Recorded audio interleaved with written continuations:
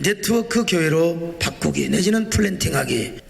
70년대에서 90년대까지는 두 가지 특징이 있죠. 하나는 도시 집중화 현상, 인농 현상이죠. 그리고 또 인농 현상뿐만 아니라 산업화 근대화 시기에는 종교성이 발동을 해가지고 나도 새벽기도 가서 작전기도 해가지고 문제 해결받고 내가 이렇게 기도응답을 받고 내가 이렇게 사업이 잘 되고 여러분 그때는 교회를 찾아왔습니다. 그런데 지금은 그런 시대가 지났어요. 거의 지났어요. 절대적으로 지났단 말은 안 하지만, 그런데 우리는 여전히 지금 교회를 홀을 만들어 놓고 지하가 됐건 1층이 됐건 교회를 개척하려면 사람이 오리라고. 이게 뭐냐? 크리스텐텀식의 방식이라는 겁니다. 근데 지금도 여전히 목회 프로그램을 잘 하고, 물론 기도하면 하나님 보내주시겠죠. 그리고 열심히 설교를 준비하면 지나가다가 사람들이 와가지고, 그거는 옛날 시대의 방식이요. 지금은 그래가지고는 안 된다 이 말입니다. 한 영혼의 목숨을 거는 성경적 목회론이 비로소 정립이 되는 시점이라고 저는 확신합니다. 이제야말로 정상적으로 목회할 수 있는 시대. 따라서 앞으로는 오히려 진짜 목회를 할 수 있다, 이 소망을 가지셔야 됩니다. 비정상적인 한국적 크리스텐텀의 사고방식에서 벗어나서 이제는 정말 새로운 패러다임을 가지고 한번 새로운 목회를 한번 해보자. 이제 우리가 패러다임과 마인드를 조금은 바꾸어서 해야 된다고 보는데요. 성경을 보면은 이제 우리가 이제 네트워킹 교회로 이제 바꿔야 한다는데, 이렇게 하려면은 이제 세 가지 단계를 거쳐야죠. 우리의 교회의 텍스트, 우리가 설교하고 교회론의 모든 텍스트는 성경에 있습니다. 그런데 이 교회 매뉴얼을 누가 만들었느냐? 사도들이 만들었죠. 사도들이요. 사도들이 만들었습니다. 그리고 그 다음에 이제 교회 시스템을 만드는 건 우리의 몫입니다. 그래서 이 시대는 커뮤니티도 좋지만 할 수 있으면 네트워크 처치로 가야 한다. 이건 이제 이 시대 우리의 책임이고 사명이고 몫이라고 봐요. 사도들이 교회 매뉴얼을 몇 가지 딱 보여줬어요. 그게 이제 사도행전 2장 42절로 47절입니다. 잘 아시잖아요. 사도들의 가르침을 받아 떡을 떼고 쭉 여기 있잖아요. 성경 좀 나오네요. 우리가 잘 알고 있는 이게 이제 교회 매뉴얼입니다. 이런 교회. 그 다음에 사도행전 4장 32절로 37절. 이것도 이제 서로 그냥 소통하면서 바나바의 사건이 나오죠. 그 다음에 사도행전 5장 42절. 날마다 성전에 있든 집에 있든지 예수는 그리스도를 가르치고, 이것도 교회 매뉴얼 중에 하나고요. 그 다음에 사도행전 6장 4절로 7절. 이게 아마 가장 상당히 제도화된 매뉴얼이라고 봅니다. 이런 매뉴얼로, 이 매뉴얼이 이제 성경에 딱 있는데, 이 매뉴얼의 기초에서 우리가 이제 네트워크 교회로 다시 리플랜팅을 해야 된다는 거예요. 그러면 네트워크 교회가 뭐냐? 지금의 교회는 대부분 동화된 conformed 뭐라고 할까요? 처치라고 할 수 있습니다. 예를 들어서 교단, 전통, 회중, 이런 문화, 어떤 이런 것들로 찌들어져 있는 동화된 교회입니다. 교단적, 전통적 교회라고 할 수 있겠죠. 그런데 이런 전통적 교회, 제도교회, 회중교회를 넘어서 먼저 하나님과 수직적으로 연결이 되고, 하나님과 수직적으로 바르게 연결이 되고, 목사를 중심으로 그리스도 안에서 사람과 사람의 연결이 되고, 목사와 성도가 연결이 되고, 어떻게 연결이 되느냐? 유기적으로 연결이 돼요. 모든 기관과 공동체가 유기적으로 연결이 되도록 다시 처치 플랜팅을 하는 교회. 이게 이제 네트워크 교회라고 할 수 있어요. 다시 복음적 전제와 생명 중심으로 연결을 해서 리플랜팅을 하고 리빌링을 하는, 다시 교회를 내적으로 세워 연결을 중심으로 내적으로 세워가는 그런 교회라 이 말이에요. 바로 그 교회가 건강해서 이제는 지역교회끼리 네트워크를 하고, 그 다음에 교단교회와 한국교회 전체를 유기적으로 네트워킹을 하는 교회. 이게 바로 이제 그야말로 이 토탈 그 네트워크 처치라고 이야기할 수 있습니다. 네트워크 교회는 지금 기존의 교회에서 이제는 기존의 교회에서 다시 하나님과 바로 연결이 되고, 연결이 중심입니다. 유기적 생명적 연결, 그리고 목사를 중심으로 목사와 성도, 성도와 성도, 기관과 기관, 공동체가 유기적으로 연결이 되도록 다시 처치 플랜팅을, 다시 교회를 다시 세우는, 다시 건축하는, 다시 교회를 구조적으로 다시 바꾸는 이런 교회라 이 말입니다.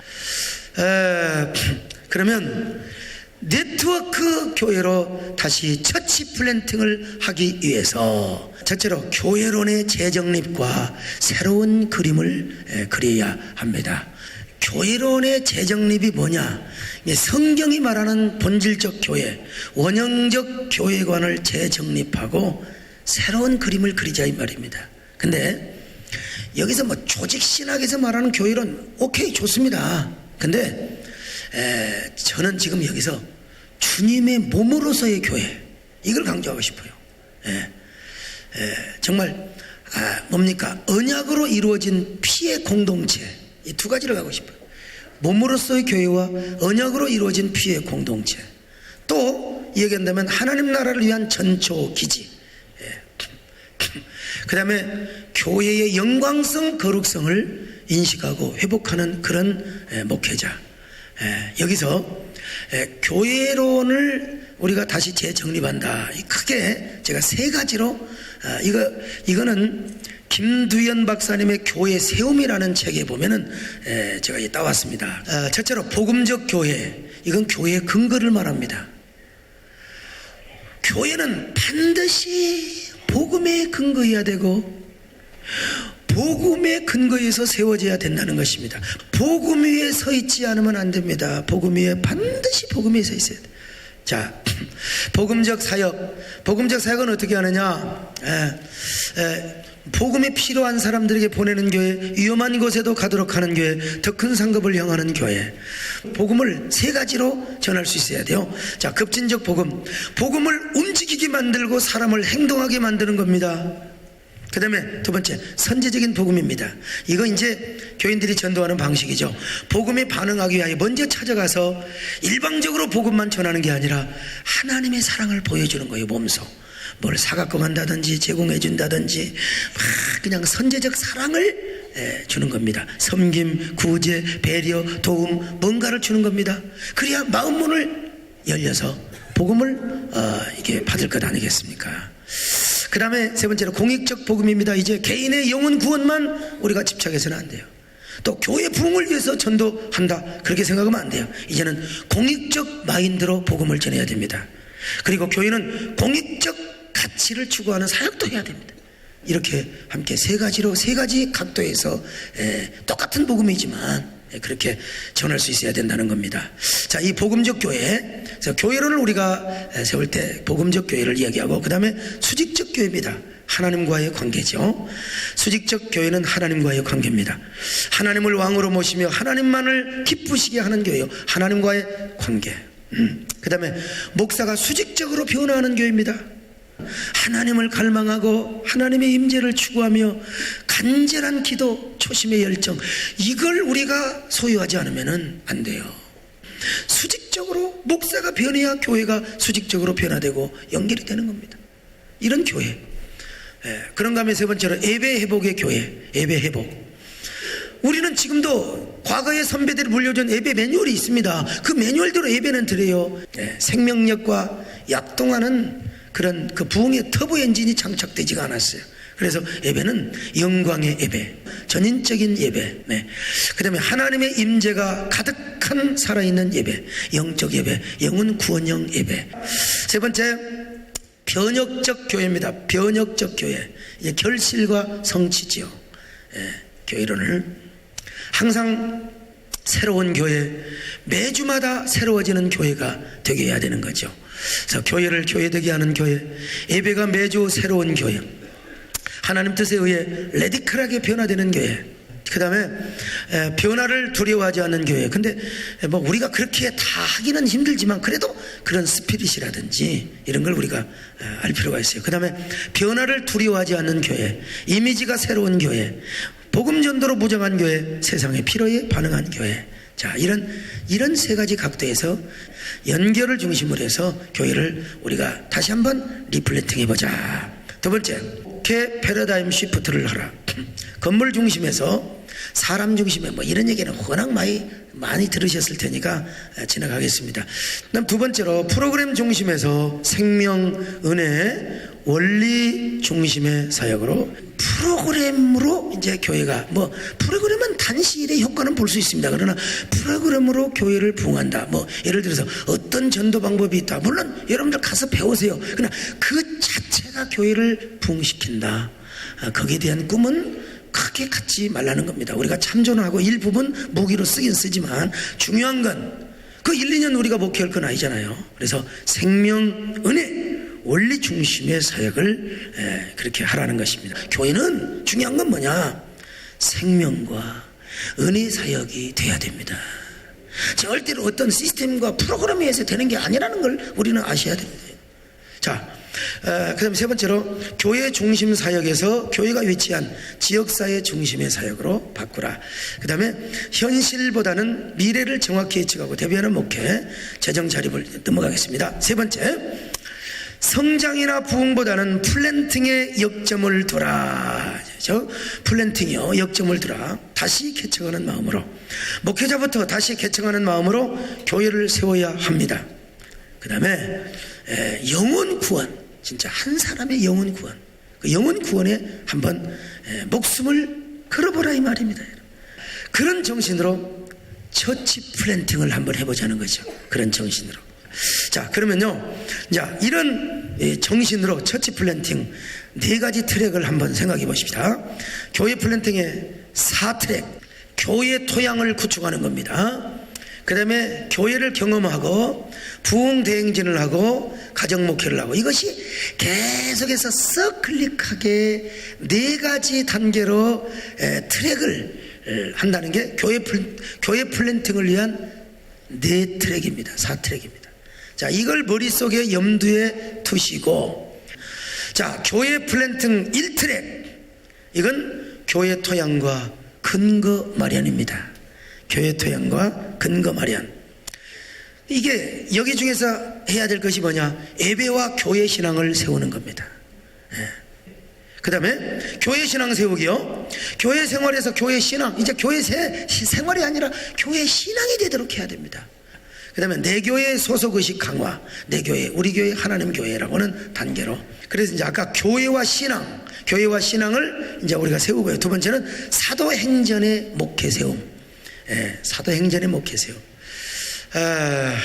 하여간 사도행전의 그 목회를 보면은 예수 그리스도의 복음을 기반으로 해서 세워진 교회고 성령께서 운행하는 교회예요. 예수 그리스도의 복음을 땅끝까지 전하는 교회. 진짜 우리 교회는 얼마나 전도하고 있다. 자, 그 다음에 세상을 변화시키는 교회. 그 다음에 이제 세 번째로 와서 몸과 공동체를 세우는 겁니다. 교회론을 하는 데 있어서 제가 몸의 교회를 강조했잖아요. 몸의 교회. 자, 몸은 하나님과의 관계를 가질 때 하나님으로부터 생명과 은혜와 평강과 건강의 능력이 오고, 그 다음에 다른 사람과의 관계, 몸이 있잖아요. 다른 사람과 관계, 인정, 소통, 서로 세움의 역사가 나타나게 되고, 그 다음에 자기 자신과의 관계, 이거는 소속감, 정체성, 자긍심, 창조적 자아 형성이 이루어지게 되는 거예요. 그 다음에 교회 플랜팅의 제 2트랙입니다. 이제 아까 1트랙이 교회 구축, 그러니까 교회의 토대를 마련하는 것이고, 교회의 토대를 마련했으면 이제는 교회 플랜팅 2트랙, 교회를 경험시키는 겁니다. 교회를 경험시키는 거예요.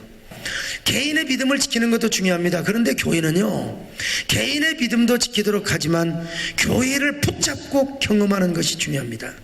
땅에 교회를 세우는 것도 중요하지만 내 영혼 안에 교회를 세우는 것도 중요합니다.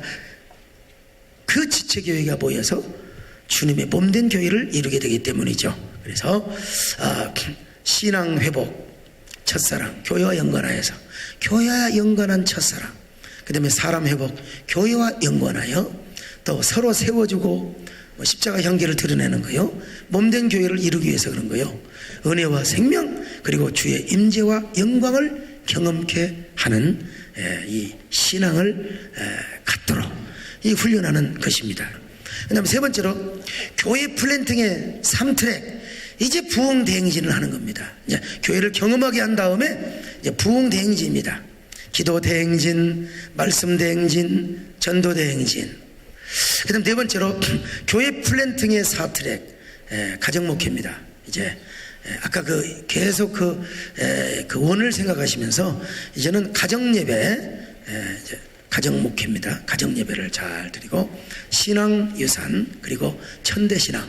그러면 네트워크 교회로 어떻게 플랜팅을 하느냐를 세 번째까지였고 네 번째입니다. 목회 프로그램보다 생명 중심의 교회를 만드는 것입니다. 모든 목회 프로그램은 단기간에는 유익합니다. 그러나 그 생명은 짧습니다. 자, 두 번째로 교회는 항상 생명 중심이 되어야 된다는 겁니다. 생명 중심. 그래서 교회를 에덴의 동쪽에서 에덴으로 바꿀 수 있어야 됩니다. 지금 교회가 에덴의 동쪽이 무엇입니까? 에덴 동산에서 아담과 하와가 선악과를 따먹고 쫓겨난 첫 번째 장소가 에덴의 동쪽이요. 그래, 에덴의 동쪽에서 바로 다시 에덴의 영적인 구조와 시스템이 교회에 딱 뭡니까? 이 베이스로 인프라로 깔려야 되는데, 그러려면 교회를 생명나무 중심으로 바꿔야 합니다. 그 다음에 교회 밖으로는 자살 방지 등 생명 존중 캠페인을 벌이는 게 좋습니다. 교회가 할 일이 자살 방지를 비롯해서 하여간 생명 존중 캠페인을 벌이는 게 교회 이미지에 아주 굉장히 도움이 될 겁니다. 그리고 생명나무 중심의 교회, 어떤 교회는 선악과 중심의 교회가 많습니다. 근데 생명나무 중심의 교회는 반드시 건강한 교회가 될 뿐만 아니라 반드시 이룩하게 되어 있습니다.